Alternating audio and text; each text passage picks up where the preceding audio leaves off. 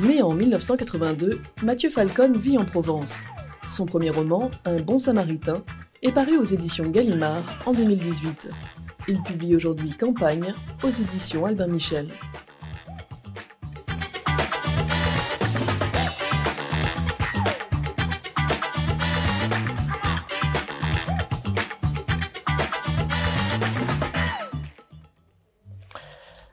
Bonjour Mathieu Falcone. Bonjour. Merci d'être avec nous ce matin pour parler de Campagne. C'est votre actualité, c'est le livre qui sera prochainement en librairie. Vous allez nous parler d'un sujet que vous avez peut-être déjà plus ou moins abordé dans votre précédent titre, mais cette fois-ci nous sommes dans un petit village du côté de la Dordogne, un village fictif mais qui ressemble à des centaines d'autres villages. Un village qui a vu arriver de nouveaux habitants, des citadins en quête de calme, de verdure, et puis aussi des bobos et des marginaux. La cohabitation avec les anciens du village se passe tant bien que mal, chacun cherchant à s'apprivoiser, tout cela sous la houlette de Claire. C'est Madame le maire qui dirige tout cela à la baguette. Et puis c'est l'un des habitants du cru, Robert, qui va nous raconter cette histoire en s'adressant directement au lecteur. On reparlera de l'écriture que vous avez choisie. Et les nouveaux habitants veulent organiser une fête qui va s'organiser au fil des mois. C'est ce que nous allons suivre, et ce qui va vous permettre de créer une intrigue avec une tension qui va monter et un drame qui va arriver. Alors la première question que j'ai envie de vous poser, c'est pourquoi avoir eu envie de nous emmener dans ce village? Quelle est la genèse de ce roman Campagne? Alors pourquoi avoir voulu ce village? En fait, c'est comment dire, je suis resté un peu dans le cadre de mon géographique, en tout cas de mon précédent roman, parce que c'est une région qui me touche particulièrement. Et j'avais vraiment envie de raconter quelque chose sur la ruralité. Et en même temps, il me semble qu'aujourd'hui, ce qui est important, enfin, le phénomène qui ressort, c'est la confrontation entre le monde rural et urbain. Comme on a eu l'exode rural il y a un peu plus d'un siècle, on a un peu un exode dans l'autre sens, et qui ne se fait jamais sans confrontation.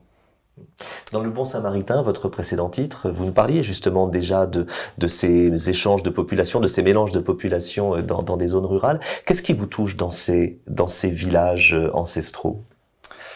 Écoutez, il faut croire que c'est une manie que j'ai de me focaliser sur les mouvements de population, mais en fait, c'est pas quelque chose de voulu au départ. Je m'en suis rendu compte au fur et à mesure en écrivant. Et je me suis dit que c'était intéressant de parler de la campagne, en fait, parce que c'est un sujet qu'on aborde peut-être assez peu dans la littérature depuis quelques décennies. Or, c'est quand même là que le cœur du pays bat.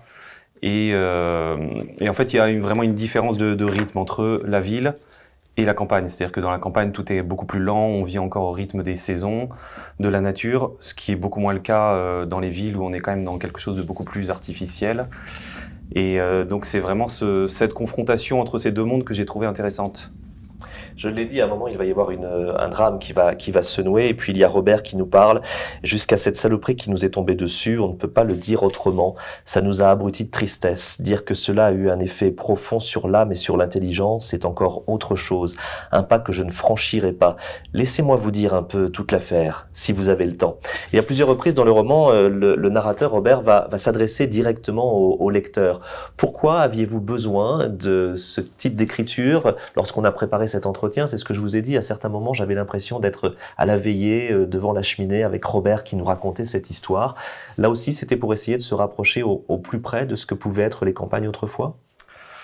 Oui, en tout cas je suis très content si ça fonctionne de cette manière-là. C'est pas forcément réfléchi, en fait. J'avoue que j'écris plutôt à l'instinct, sans forcément être dans la technique narrative où c'est des choses qui viennent toutes seules et que peut-être que je vais apercevoir après, mais au départ, je me suis pas dit il faut absolument que ça soit Robert qui raconte l'histoire. Ça s'est fait tout naturellement comme ça, et probablement oui parce qu'on est à la campagne et que donc le coin du feu, ces choses-là se font assez naturellement en fait. Beaucoup de personnages se croisent dans ce village. Il y a les habitants du cru, ceux qui sont là depuis plusieurs générations, et puis il y a ceux qui arrivent croyant tout savoir et qui vont essayer d'imposer leurs idées. Il y a aussi un personnage qui est très discret mais qui est important, c'est ce curé béninois qui a bien du mal à réunir toutes ces ouailles. Comment les avez-vous conçus, ces personnages? Comment sont-ils nés dans votre imagination? Et est-ce que certains sont arrivés en cours d'écriture? Oui, effectivement, certains sont arrivés en cours d'écriture. Après, comment sont nés les personnages? Écoutez, moi, j'ai vécu 10 ans à la campagne dans un village, et donc c'est vraiment en observant En observant les gens, en observant la manière dont ils vivent, que les personnages se sont créés petit à petit. Enfin, à partir de plusieurs exemples, on va créer un personnage, et puis l'imagination travaille, c'est-à-dire qu'on... Voilà, je prends des types et puis je les pousse un peu jusqu'à la caricature parfois, parce que je pense que c'est ça qui est intéressant et qui fait vraiment ressortir les personnalités, donc les failles, les zones d'ombre, et c'est ce qui m'intéresse dans les personnages. Donc oui, à l'origine, il y a de l'observation et après un travail d'imagination, on les fait se rencontrer et petit à petit ça donne quelque chose en fait. Vous n'avez pas de votre pareil pour raconter cette cohabitation qui est parfois difficile. Vous écrivez à un moment concernant ces néo-ruraux, tous ces citadins qui arrivent.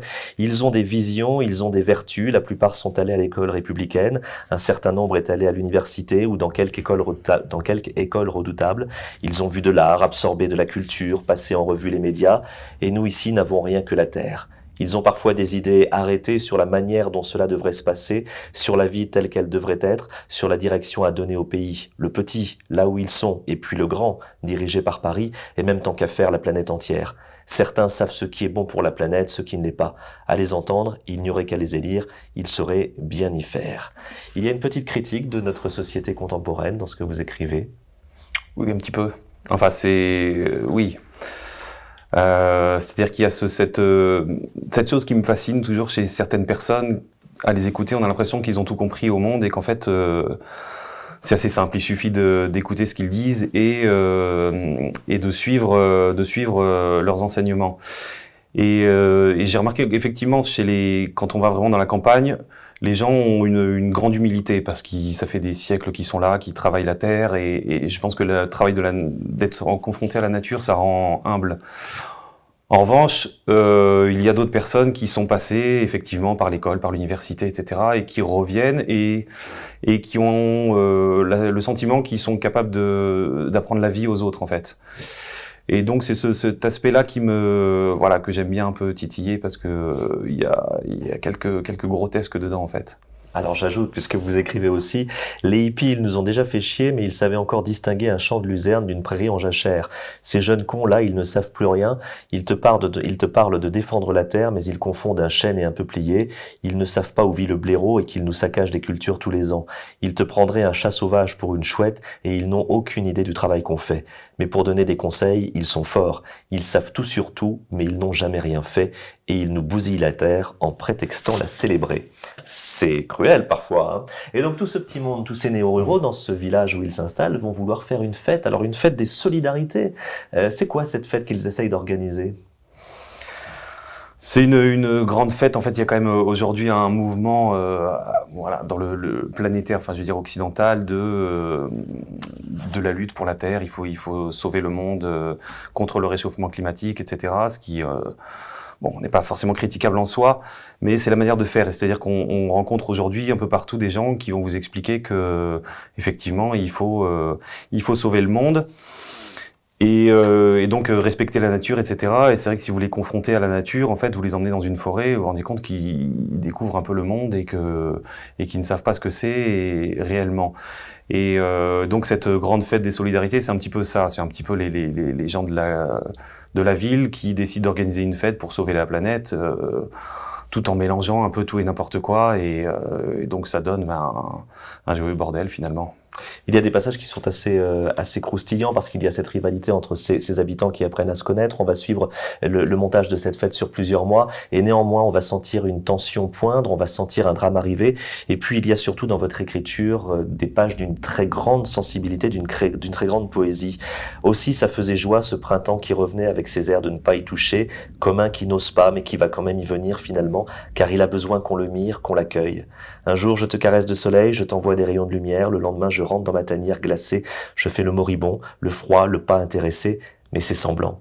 Puis je t'en remets une couche de chaleur et d'étreinte tiède, te laissant à peine le temps de sortir t'étirer sous ma cape, que je te verse des glaçons dans le dos et t'envoie tout un grêlon sur la face. Mars, c'est le soleil qui se fait désirer et nous attache plus sûrement à lui en jouant à cache-cache, une vraie donzelle, un grand narcisse immature, ou un parfait manipulateur, on ne sait plus à ce stade.